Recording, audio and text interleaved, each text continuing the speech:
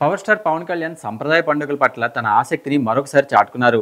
ఈసారి ఆయన ఉత్తరప్రదేశ్లోని ప్రయాగ్రాజ్లో జరుగుతున్న కుంభమేళా సందర్భంగా సతీమణి అన్నా లెజనోవా కుమారుడు అఖిరానందంతో కలిసి పుణ్యస్నానం చేశారు.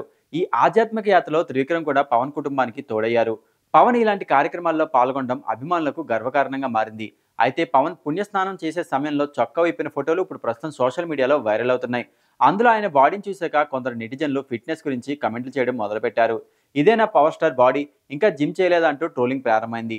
మరోవైపు పవన్ అభిమానులు మాత్రం ఈ విమర్శలపై గట్టిగా కౌంటర్ ఇస్తున్నారు. పవన్ కేవలం హీరో మాత్రమే కాదు, ఆంధ్రప్రదేశ్ ఉప ముఖ్యమంత్రి కూడా. ఆయనకు రెగ్యులర్ ఫిట్నెస్ మెయింటైన్ చేయడానికి తగిన సమయం లేకపోవచ్చు. రాజకీయాల కోసం నిరంతరం పర్యటనలు, సమయానికి ఆహారం తీసుకోకపోవడం, ఒత్తిడి ఇవన్నీ కూడా శరీరంపై ప్రభావం చూపుతాయి. ఇలాంటి పరిస్థితుల్లో ఆయన్ని బాడీ షేమింగ్ చేయడం ఎంతవరకు సమంజసం అనే చర్చ మొదలైంది. ఫ్యాన్స్ అభిప్రాయం ప్రకారం పవన్ లాంటి వ్యక్తి ఆధ్యాత్మికతను ప్రదర్శిస్తూ కుటుంబంతో కలిసి పుణ్యస్థానం ఆచరించడం అనేది ఒక పాజిటివ్ విషయం. అలాంటి సందర్భంలో ఫిజిక్ గురించి ట్రోల్ చేయడం అవసరమా? సినిమా కోసం ప్రిపేర్ అవుతున్నప్పుడు హీరోలు బాడీ కేర్ తీసుకుంటారు, కానీ పవన్ జీవితం అంతా సినిమాలకు పరిమితం కాదు కదా.